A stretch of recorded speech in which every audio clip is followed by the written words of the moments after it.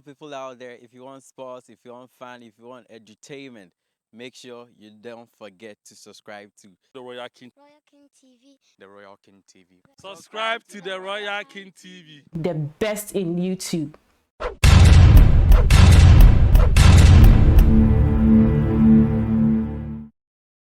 Hello, everyone. Welcome to the Royal King TV. Today, your man is here once again with yet another edition of our health awareness program, recognizing prevention and treatment of kidney disease with Piesie Dr. Augustus Eduafo. We are on the 4th episode of recognizing, preventing and treatment of kidney disease. So, if you missed the previous episode, I entreat you to go and look for it.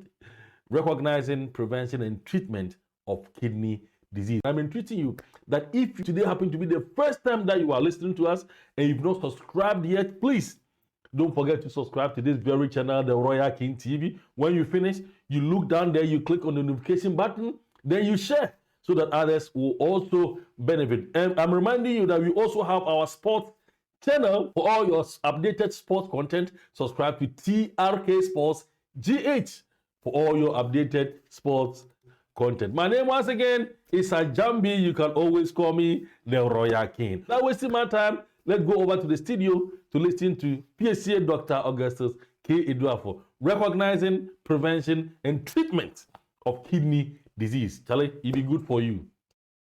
The first thing we did is to get an ultrasound of your kidney to see whether you have polycystic kidney disease. It runs in a family. That is why brothers don't marry their sisters and cousins don't marry their cousins, because you're going to have all these problems. Okay? Polycystic kidney patients are prone to kidney stones. The cyst can be infected, and when it's infection, occasion is horrible. Flank pain is not as bad as the kidney stone though, and the cyst can rupture and send blood into the urine. So when you have flank pain, blood in the urine, when your uncle or father has polycystic kidney disease, see a doctor, and then they'll work you up and find out. Then autoimmune disease, I told you about lupus. It can cause acute problem, and when you don't treat it well, it can eventually lead to chronic kidney disease. HIV, AIDS, hepatitis C, I told you about it. Inflammation of the glomeruli, I told you about. Sickle cell disease, I've talked about. When you have recurrent infections in the kidney, we call that pyelonephritis. Usually the bladder infection, UTI, if you don't treat it well, it will go upstairs and affect the kidney. And in women, some women have a problem called honeymoon cystitis. Anytime they have sex, they have bladder infection. And if it is not properly treated, that can land you into trouble one day with the pyelonephritis. As the infection heals up, you form a scar. And the scar tissue then damages the kidney if it happens all the time.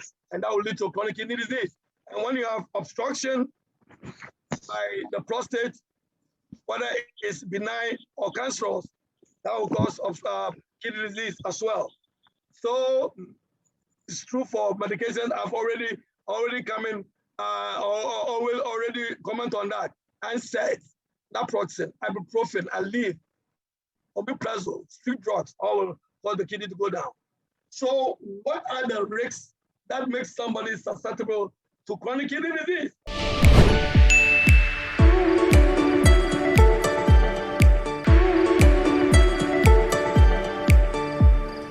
I told you, as a black, high blood pressure, number one, diabetes, number two. But smokers, if you smoke,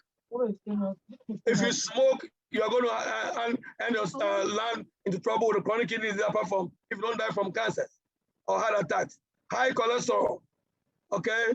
Vitamin D deficiency, I told you about obesity, okay? And then, just because you are old, 50 years and above, risk for developing chronic kidney disease. Being born a male, what did you do wrong? The person who made us sin first was Eve. It's a woman. Why are they punishing men? Okay. Black race, price to pay. It's a risk factor for chronic kidney disease. Strong family history of kidney disease and a genetic makeup of apolipoprotein. And that will lead us trouble. Okay. But kidneys are quite adaptable, and they can compensate for most of the problems. Usually, if you don't seek help early, you begin to have features. symptoms that will tell you have a chronic kidney disease. If you have blood pressure, it gets worse. You are vomiting and having nausea all the time. If a woman, you think you are pregnant, and you check your pregnancy test is negative, you are vomiting all the time. Then when this advances, you become fatigued, become weak, metallic taste in the mouth, it appears like a coin in your mouth. Food doesn't taste like food in your mouth. Difficulty in concentrating. In fact, most people get fired from work because they can't perform or they can't concentrate. They can't sleep or they sleep more. They twitch. All these things can be due to chronic kidney disease, although it can be caused by other things. So it's the doctor who can evaluate you and figure out what the problem is. So you begin to have swelling of your feet and ankles. That tells you. So I always tell people when the feet are swollen, think of 4 things: the kidney, the liver, your heart, or your blockage of the blood vessel. Okay, and you see puffiness around the eye. That tells you are probably having kidney disease. Itching that won't go away. Shortness of breath. Okay, and then when you get the attention of the doctor, your pressure will be very high. They may see blood or protein in your urine, and there's something we measure, the creatinine I told you about will be high, indicating how bad your kidney is. And then they will calculate the filtration percentage and put you whether you are stage 3, stage 4, stage 5. Okay? Interesting, when you have chronic kidney disease, you also get up in the middle of the night and pee 3, 4, 5 times. So when somebody is urinating multiple times at night, think of 4 things. Either you have a chronic kidney disease, either you have diabetes, which is not fully controlled because of high sugar, or if you're a man, you have a large prostate, or if for both men and women, we're taking more diuretics at night. So that's how we teach medical students how to think. That's how they do. So when you pee into a bowl, you see like a frothy, like a soap. That means it's a protein in the urine. That is a suggestive of kidney disease. Okay, and then if it is detected early, you are in good shape. They'll fix it, and the doctor will tell you about the family history.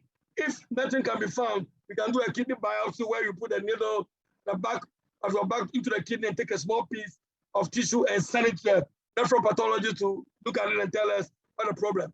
Why is it important? Because if we can't find the cause, the treatment is based on the cause. So we do blood tests, urine tests, and a biopsy. And then with ultrasound and CAT scan, that will help us to determine where the cause is. So far as chronic kidney is concerned, there's no cure. Okay, it's sad to say there's no cure, but it is manageable, it's controllable, and you can do something to prevent its progression.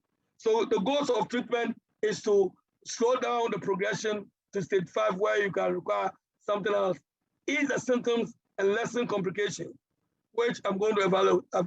Tell you. What are the complications? If the kidney becomes so bad, as I said, you can pee it out, you can fluid swollen, retain your body, it goes around your eyes, the lungs, and your legs. Potassium buildup in the blood, that can be a big problem. It can cause irregular heart rhythm, you can die from heart attack. And I told you, when erythropoietin cannot be produced because kidney is damaged, the breakdown of the blood cells goes on every 4 months, but you can't form a new one, you become anemia. Anemia could then lead the heart, make you have heart disease, and that can cause you to have early death. Of course, your bones will be weak because you can't make vitamin D. And this is a big deal for many men. Decreased sex drive, erectile dysfunction, decreased fertility, yada, yada, yada, is a problem, okay? And if you don't fix it well and it continues, you may have seizures, personality changes. The problem is that chronic kidney disease is bad when you get advanced, very bad, okay? So how do you prevent it?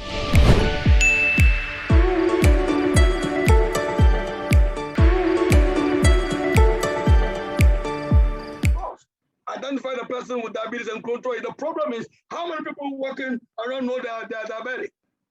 How many people walking around know that they're hypertensive? Even those who know they have hypertension, they won't take their medicine. So control your diabetes, control hypertension, you'll be fine. I mean, cast your mind to Ghana.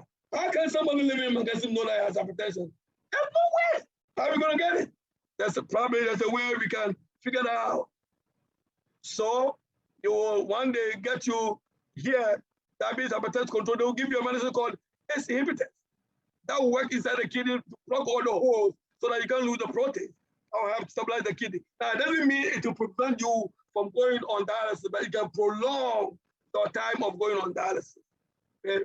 So when you keep on ingesting herbs and NSAIDs and you don't control your cholesterol and you don't exercise like I told you about, you're gonna end up this dialysis.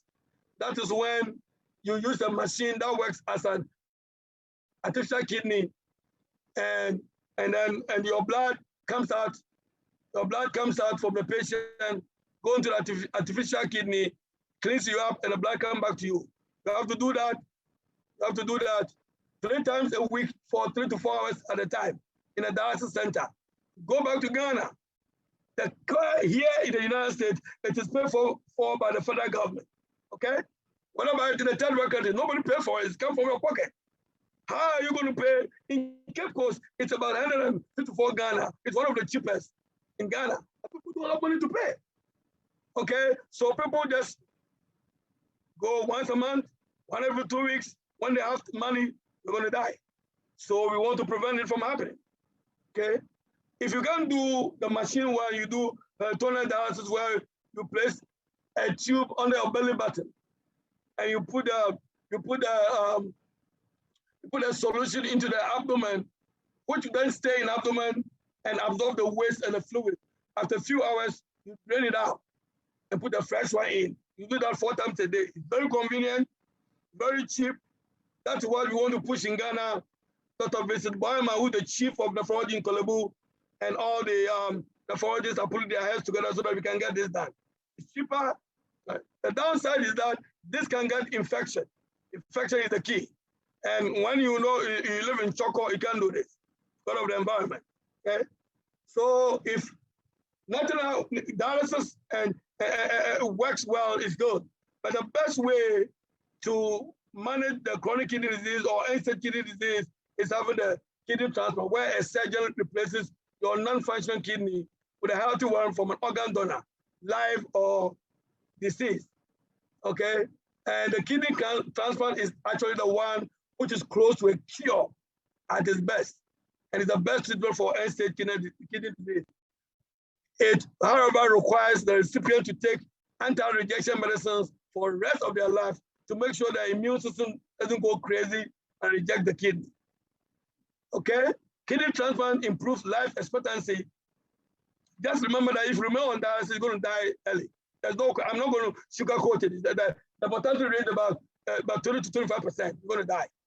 Okay? Or even on dialysis, even the best of care. So you need a transplant. And it's the one that improves the life expectancy. Okay? It also restores the quality of life. Prior to that, you have bad sex drive, can't have babies. Hey, you want to get a transplant, you're on fire. You're on fire. So you have to control you, otherwise you're going to have multiple kids. It also improves fertility in women of childbearing age. It allows individuals to return to workforce and contribute to the economy. That is the bottom line. So I thank you. This is the best Ghana can have, the best midfielders Ghana has ever had. Like Essien, Solomon Terry, Stephen Appiah, and Watson. Thank you for listening, and thanks, Maga, for putting this together. So with that, I'm going to pause and invite questions. Like I said, doctors, nurses, healthcare personnel in the audience, please contribute to your quota when the questions are asked. Thank you very much. Thank you so very much for your time, ladies and gentlemen. I believe you learned something very, very important in this education. And I want you to share so that others will also benefit. And I remind you that if you just joined that, please, please, please, I beg, just do it for me. All right? Do it for your brother, for your son, for your friend, the Royal King. Don't forget to subscribe to this very channel, the Royal King TV.